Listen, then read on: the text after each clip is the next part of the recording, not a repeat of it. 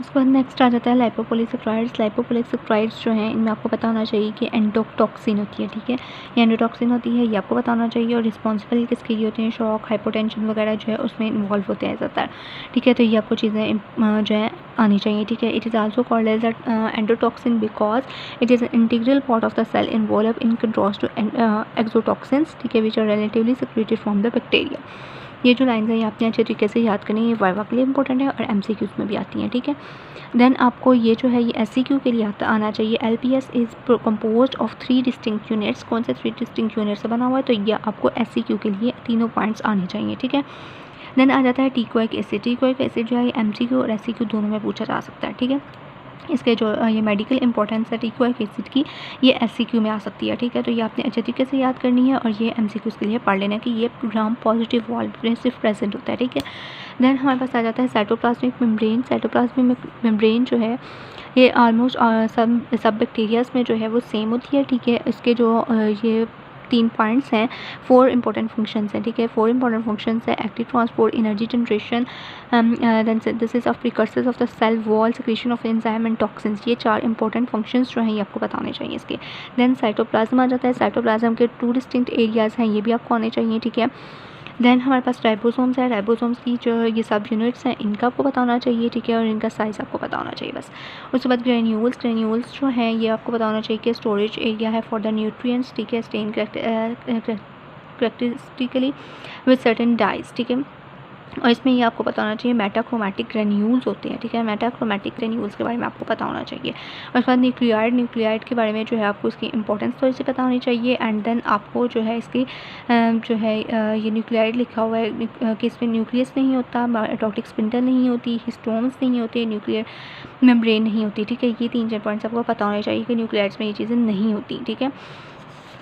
Then जो है इसमें इसका वन मेजर डिफरेंस जो है इसका बैक्टीरियल डीएनए एंड यूकैरियोट का इस टाइप के bacterial DNA has no introns, ठीक है, whereas eukaryotic had does. ये जो है ये एमसीक्यूज़ के लिए इंपॉर्टेंट है, ठीक है। ये एमसीक्यूज़ के लिए आपने एक दफ़ा अच्छे तरीके से पढ़ लेना है। उसके बाद प्लाज्मिड जो है ये एससीक्यू में आ सकता है, ठीक है। तो ये एससीक्यू के लिए भी इंपॉर्टेंट है और एमसीक्यू इसमें से ज़रूर आता है।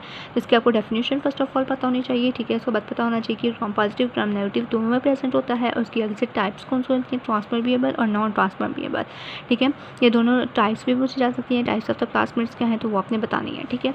उसके बाद देन आ जाता है इसकी मेडिकल इंपॉर्टेंस। मेडिकल इंपॉर्टेंस में जो पॉइंट्स मैंने हाईलाइट किए हुए हैं ये आपने अच्छे तरीके से याद कर लेने हैं, ठीक है। ये 6 के 6 पॉइंट्स आपको आने चाहिए, ठीक है। उसके बाद 2 common mechanism action of the bacterians are the degradation, और ये 2 इसके पॉइंट्स हैं ये आपको बताना चाहिए, उनकी एग्जांपल पता होनी चाहिए, ठीक है। ये आपने अच्छे तरीके से रीड आउट कर लेना है एमसीक्यूज़ के लिए। और ये सारा जो प्लाज्मिड है इसमें से एससीक्यू भी आ सकता है, ठीक है। उसके बाद हमारे पास आ जाता है ट्रांसपोजोन्स, ठीक है। ट्रांसपोजोन्स का आपको पता होना चाहिए कि जंपिंग जीन्स होती हैं, ठीक है। और बाकी इसमें कॉन्जुगेशन और कॉन्जुगेटिव ट्रांसपोजोन्स होती हैं, ठीक है। इनकी आपने एक दफ़ा इसको रीड आउट कर लेना बस, ठीक है, इस सारे को। उसके बाद आ जाता है structures outside the cell wall. इसमें पहले कैप्सूल आ जाता है, ठीक है। कैप्सूल में आपको इसकी 4 रीजंस जो दी हुई हैं ये आपको पता होनी चाहिए, ठीक है। 4 रीजंस ऑफ द कैप्सूल्स कौन कौन सी हैं ये आपको पता होनी चाहिए, ठीक है। उसके बाद आपको पता होना चाहिए कि इसमें जेलेटिनियस लेयर जो है वो कवर करी होती है, ठीक है। ये आपको पता होना चाहिए। उसके बाद फ्लैजेला में आपको पता इसकी जो ये इंपॉर्टेंस दी हुई है कि लॉन्ग होते हैं, वीप लाइक अपेंडेजेस होते हैं, ठीक है, ये आपको पता होना चाहिए। और इनमें कीमोटैक्सिस का प्रोसेस, कीमोटैक्सिस जो है ये एमसीक्यू और एससीक्यू दोनों में पूछा जा सकता है, ठीक है। तो ये आपने अच्छे तरीके से पढ़ना है। देन ये जो करैक्टरिस्टिक्स लिखे हुए हैं ये आपने एक दफ़ा रीड आउट कर लेने हैं। और फ्लैजेला की मेडिकल इंपॉर्टेंस, ठीक है, मेडिकल इंपॉर्टेंस फ्लैजेला की, प्लाज्मिड्स की, ये दोनों आपको अच्छे तरीके से आनी चाहिए, ठीक है। और ये जो लिखा हुआ है ना क्विलिंग रिएक्शन, ये एमसीक्यूज़ के लिए आपने पढ़ना है, ये वाला जो था। उसके बाद हमारे पास आ जाता है पिलाई फिम्ब्रियाई, ठीक है। ये हेयर लाइफ फिलामेंट्स होते हैं, ठीक है, शॉर्टर एंड स्ट्रेटन होते हैं। Then the flagella and are composed of subunits of the pilin, ये आपने रीड आउट कर लेना है। और ये जो इसके मेडिकल इंपॉर्टेंस है ये आपने अच्छे तरीके से पढ़ लेनी है, ठीक है। मेडिकल इंपॉर्टेंस जो है इन सब की वो ज़्यादा इंपॉर्टेंट है, ठीक है। उसके बाद ग्लाइकोकैलिक्स आ जाते हैं। ग्लाइकोकैलिक्स भी आपने एक दफ़ा रीड आउट कर लेना है। इसमें बताना चाहिए आपको कोई प्लैक फॉर्मेशन में इन्वॉल्व होते हैं, ठीक है, इसका ये आपको बताना चाहिए। उसके बाद बैक्टीरियल स्पोर्स आ जाते हैं। बैक्टीरियल स्पोर्स की आपको डेफिनेशन आनी चाहिए, इनकी एग्जाम्पल्स आना चाहिए। और इसका आपको पता होना चाहिए डिप्लॉइक एसिड जो है इसमें इन्वॉल्व होता है, ठीक है। उसके बाद आपको पता होना चाहिए इसमें ऑटोक्लेव बन होता है। और ये जो डायग्राम है ये आपने अच्छे तरीके से करनी है, ठीक है।